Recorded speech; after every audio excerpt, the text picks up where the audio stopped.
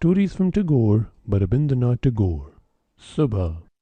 When the girl was given the name Subhashini, who could have guessed that she would prove dumb? Her two elder sisters were Sukeshini and Suhasini, and for the sake of uniformity, her father named his youngest girl Subhashini. She was called Subha for short.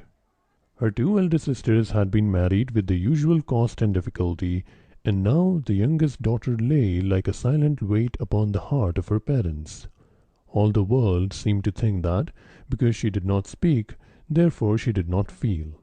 It discussed her future and its own anxiety freely in her presence.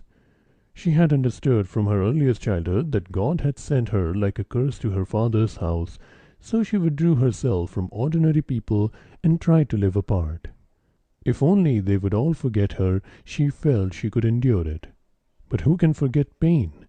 Night and day her parents' minds were aching on her account. Especially her mother looked upon her as a deformity in herself. To a mother, a daughter is more closely intimate part of herself than a son can be, and a fault in her is a source of personal shame. Manikanta, Subha's father, loved her rather better than his other daughters. Her mother regarded her with aversion as a stain upon her own body. If Subha lacked speech, she did not lack a pair of large dark eyes shaded with long lashes, and her lips trembled like a leaf in response to any thought that rose in her mind. When we express our thought in words, the medium is not found easily. There must be a process of translation, which is often inexact, and then we fall into error. But black eyes need no translating. The mind itself throws a shadow upon them. In them thought opens or shuts, shines forth or goes out in darkness, hangs steadfast like the setting moon, or like the swift and restless lighting illumines all quarters of the sky.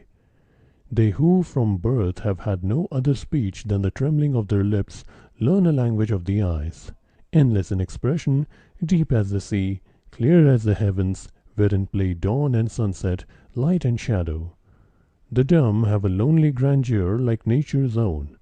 Wherefore the other children almost dreaded Subha and never played with her. She was silent and companionless as noontide. The hamlet where she lived was Chandipur. Its river, small for a river of Bengal, kept to its narrow bounds like a daughter of the middle class. This busy streak of water never overflowed its banks, but went about its duties as though it were a member of every family in the villages beside it. On either side were houses and banks shaded with trees. So stepping from her queenly throne, the river goddess became a garden deity of each home, and forgetful of herself, performed her task of endless benediction with swift and cheerful foot. Banikanta's house looked out upon the stream. Every hut and stack in the place could be seen by the passing boatmen. I know not if amid these signs of worldly wealth anyone noticed the little girl who, when her work was done, stole away to the waterside and sat there. But here nature fulfilled her want of speech and spoke for her. The murmur of the brook, the voice of the village folk, the songs of the boatmen, the crying of the birds, and rustle of trees mingled and were one with the trembling of her heart. They became one vast wave of sound which beat upon her restless soul. This murmur and movement of nature were the dumb girl's language. That speech of the dark eyes, which the long lashes shaded, was the language of the world about her. From the trees, where the cicalas chirped, to the quiet stars there was nothing but signs and gestures, weeping and sighing. And in the deep mid-noon, when the boatmen and fisher-folk had gone to their dinner, when the villagers slept and birds were still, when the ferry-boats were idle, when the great busy world paused in its toil and became suddenly a lonely, awful giant, then beneath the vast impressive heavens there were only dumb nature and a dumb girl, sitting very silent, one under the spreading sunlight, the other where a small tree cast its shadow. But Subha was not altogether without friends. In the stall were two cows, Sarbhashi and Panguli. They had never heard their names from her lips, but they knew her footfall. Though she had no words, she murmured lovingly, and they understood her gentle murmuring better than all speech. When she fondled them, or scolded, or coaxed them, they understood her better than men could do. Subha would come to the shed and throw her arms round Sarbashi's neck. She would rub her cheeks against her friend's, and Panguli would turn her great kind eyes and lick her face. The girl paid them 3 regular visits every day, and others that were irregular. Whenever she heard any words that hurt her, she would come to these dumb friends out of due time. It was as though they guessed her anguish of spirit from her quiet look of sadness. Coming close to her, they would rub their horns softly against her arms, and in dumb, puzzled fashion try to comfort her. Besides these two, there were goats and a kitten, but Subha had not the same equality of friendship with them, though they showed the same attachment. Every time it got a chance, night or day, the kitten would jump into her lap and settle down to slumber, and show its appreciation of an aid to sleep as Subha drew her soft fingers over its neck and back. Subha had a comrade also among the higher animals, and it is hard to say what were the girls' relation with him, for he could speak, and his gift of speech left them without any common language. He was the youngest boy of the Gosais, Pratap by name, an idle fellow. After long effort, his parent had abandoned the hope that he would ever make his living. Now losers have this advantage that, though their own folk disapprove of them, they are generally popular with everyone else. Having no work to chain them, they become public property. Just as every town needs an open space where all may breathe, so a village needs 2 or 3 gentlemen of leisure who can give time to all. Then, if we are lazy and want a companion, one is to hand. Pratap's chief ambition was to catch fish. He managed to waste a lot of time this way, and might be seen almost any afternoon so employed. It was thus most often that he met Subha. Whatever he was about, he liked a companion, and, when one is catching fish, a silent companion is best of all. Pratap respected Subha for her taciturnity, and, as everyone called her Subha, he showed his affection by calling her Su. Subha used to sit beneath a tamarind, and Pratap, a little distance off, would cast his line. Pratap took with him a small allowance of betel, and Subha prepared it for him.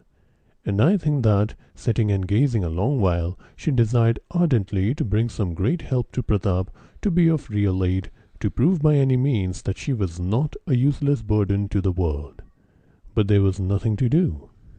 Then she turned to the Creator in prayer for some rare power, that by an astonishing miracle she might startle Pratap into exclaiming, "My! I never dreamt our Su could have done this." Only think, if Subha had been a water nymph, she might have risen slowly from the river, bringing the gem of a snake's crown to the landing place. Then Pratap, leaving his poultry fishing, might dive into the lower world, and see there, on a golden bed in a place of silver, whom else but dumb little Su, Banikanta's child.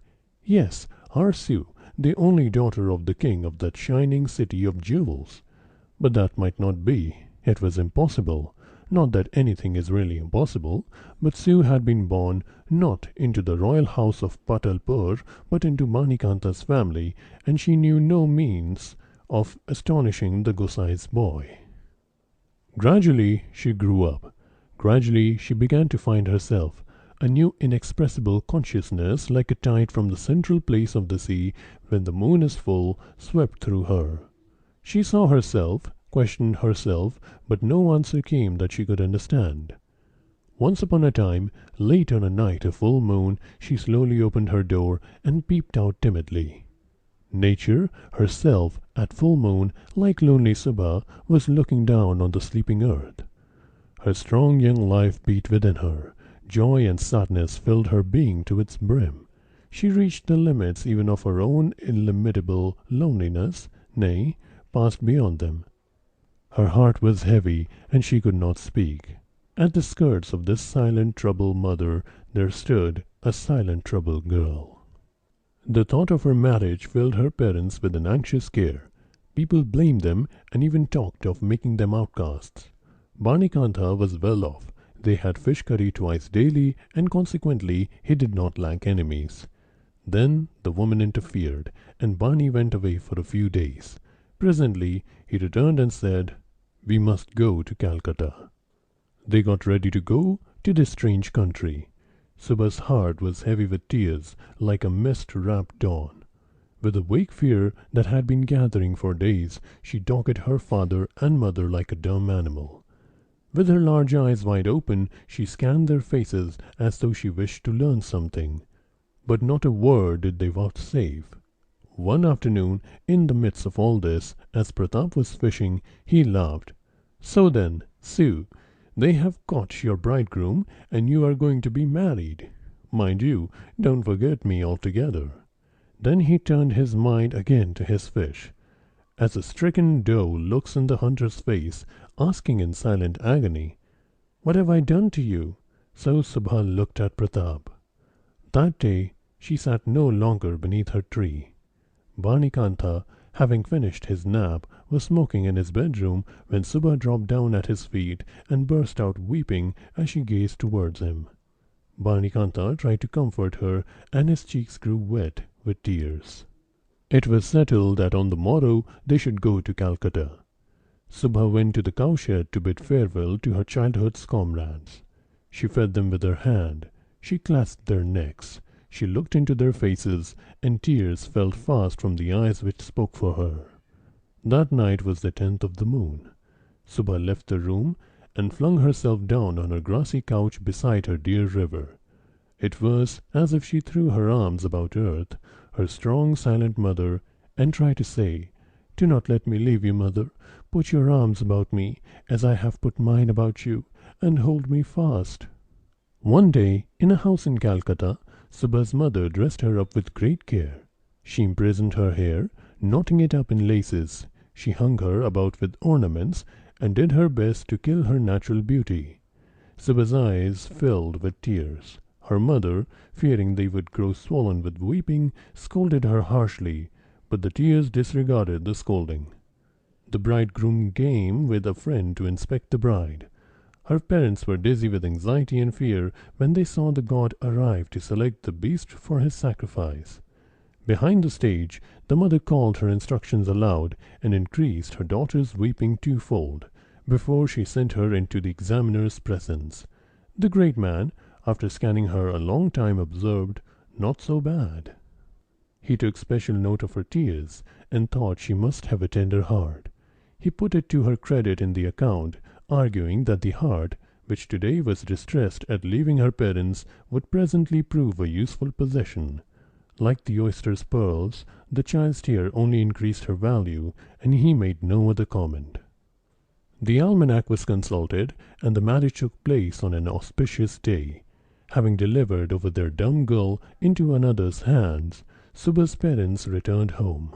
Thank God! Their caste in this and their safety in the next world were assured.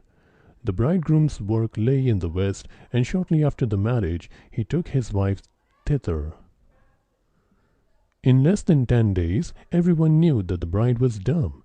At least, if anyone did not, it was not her fault, for she deceived no one. Her eyes told them everything, though no one understood her. She looked on every hand. She found no speech. She missed the faces, familiar from birth, of those who had understood a dumb girl's language. In her silent heart there sounded an endless, voiceless weeping, which only the searcher of hearts could hear. End of story number 6.